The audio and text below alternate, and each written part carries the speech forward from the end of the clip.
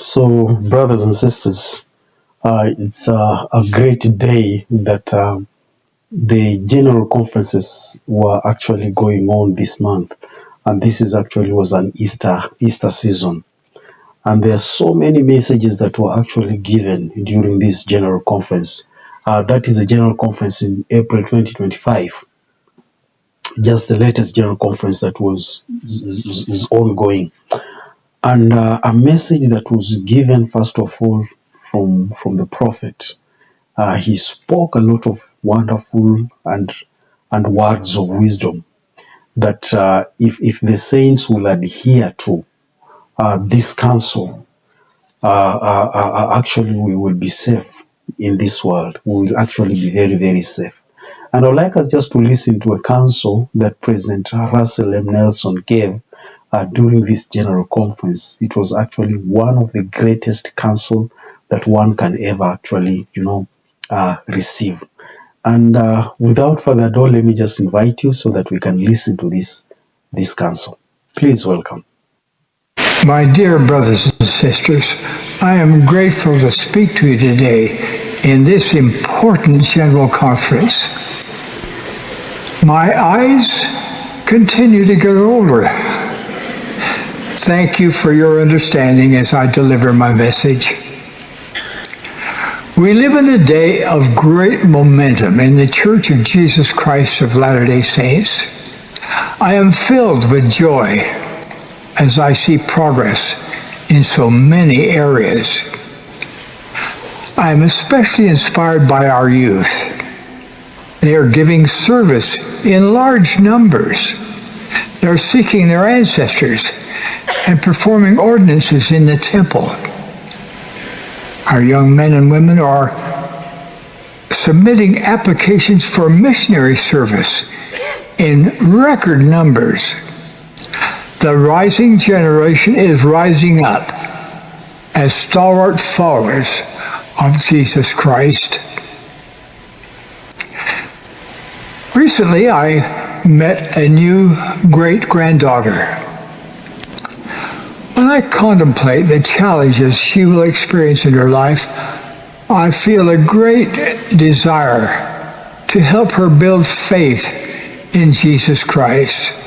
Living his gospel is essential for her future happiness. She, like each of us, will face challenges. We all will experience illness, disappointment, temptation, and loss. These challenges can knock our self-confidence. However, disciples of Jesus Christ have access to a different kind of confidence. When we make and keep covenants with God, we can have confidence that is born of the Spirit. The Lord told the prophet Joseph Smith that our confidence can wax strong in the presence of God. Imagine the comfort of having confidence in the presence of God. When I speak of having confidence before God, I'm referring to having confidence in approaching God right now. I'm referring to praying with confidence that You can see there that's why I say the greatest confidence one can have is actually approaching God right now, because this is the time that people need to start building that relationship with the Lord, and this is the time. There's no time for you to procrastinate the day of your repentance, and especially given the fact that we know the environments and the kind of life we are living today. There are so many filthy things, but right now is the time when still we can find him. Remember, at one time he also warned, and he said that we need to start learning to build that relationship with the Spirit today, because in the days to come, it will be very difficult for people to feel of the Spirit. And now he's saying this is the right time. This is the right time because the world has a lot of challenges, and especially to the youth. They are really facing serious challenges, and at times we cannot understand the environment in which they are living because the world has changed. The world has changed, you know. Some of the wickedness, we could control them from the very walls of our very own warm homes, you know. But nowadays, that wickedness is there through our mobile phones, through our televisions. Those wickednesses are there. And that's why the prophet is counseling that this is the time for us to run to the Lord.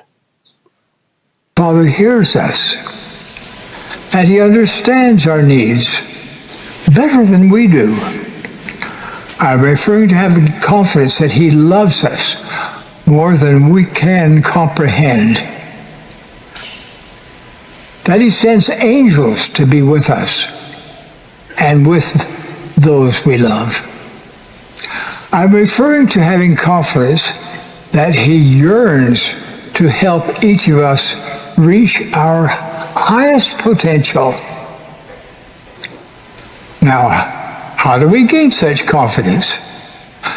The Lord answers this question with these words, quote, "Let thy bowels be full of charity towards all men, and let virtue garnish thy thoughts unceasingly.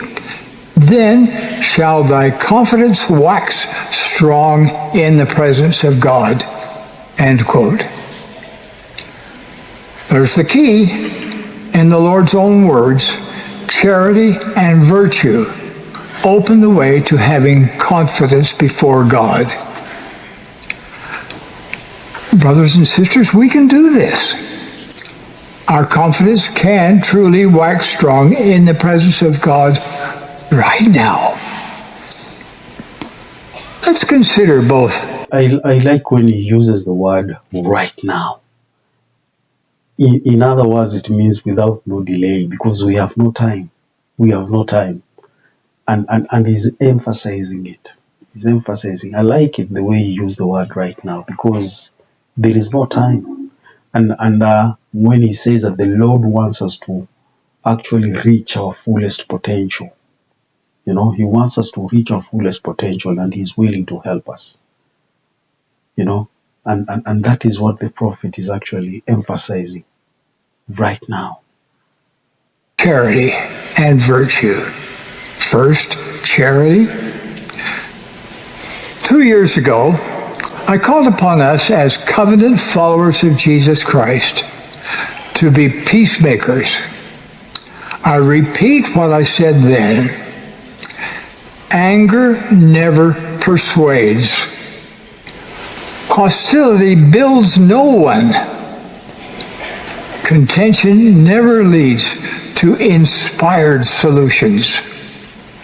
True charity towards all men is the hallmark of peacemakers. It is imperative that we have charity in our discourse, both public and private. I thank those of you who took my previous counsel to heart, but we can still do better. The present hostility in public dialogue and on social media is alarming. Hateful words are deadly weapons. Contention prevents the Holy Ghost from being our constant companion. As followers of Jesus Christ, we should lead the way as peacemakers. As charity becomes part of our nature, we will lose the impulse to demean others. We will stop judging others. We'll have charity for those from all walks of life. Charity towards all men is essential to our progress. Charity is the foundation of a godly character. Let us plead with our Heavenly Father to fill our hearts with greater charity especially for those who are difficult to love. For charity is a gift from our Heavenly Father for true followers of Jesus Christ. The Savior is the Prince of Peace. We are to be His instruments for peace. Now, let us speak of virtue. The Lord tells us to garnish our thoughts unceasingly with virtue. Imagine the boost you will receive to any positive thought when you enhance it with virtue. Virtue makes everything better and happier. On the other hand, imagine what will happen when you add virtue to an impure thought, a cruel thought, or a depressing thought. Virtue will drive away those thoughts. Virtue will free you from anxious, troublesome thoughts. Brothers and sisters, as the world grows more wicked, we need to grow increasingly pure. Our thoughts, words, and actions need to be unfailingly virtuous. Brothers and sisters, I listened to this talk, and to be honest, it has actually built me. It has actually built me because the counsel which the prophet is giving here, it's actually one of the most ignominious counsel, and he has been very persistent in actually ensuring that he constantly continues to remind us on what the Lord requires of us. And I like when he says that anger never solves any problem. Anger will never solve anything. Anger does not bring solutions to anything, other than it is just erupts and it is erupting and all that. And he mentions about how the hostility, especially when you go through online, you go through social medias, you see the hostility at which people are really pouring their anger towards other people.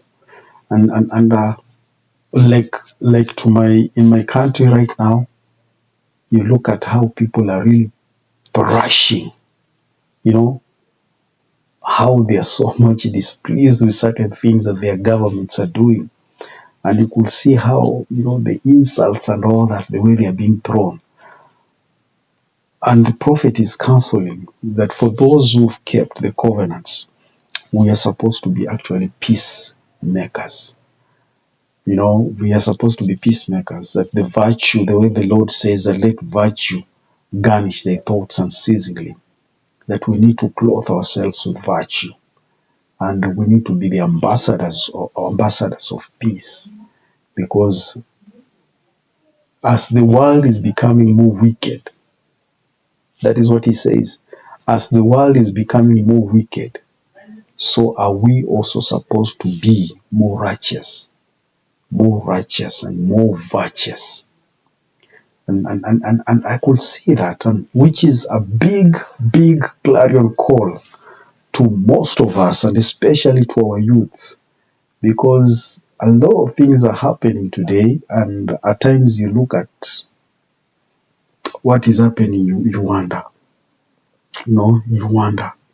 And I feel it was ordained that at this time, that the prophet Russell M. Nelson was to give this talk at this time, so that people can actually be reminded of what the Lord requires of them, and what exactly we are expected of us as members of His church.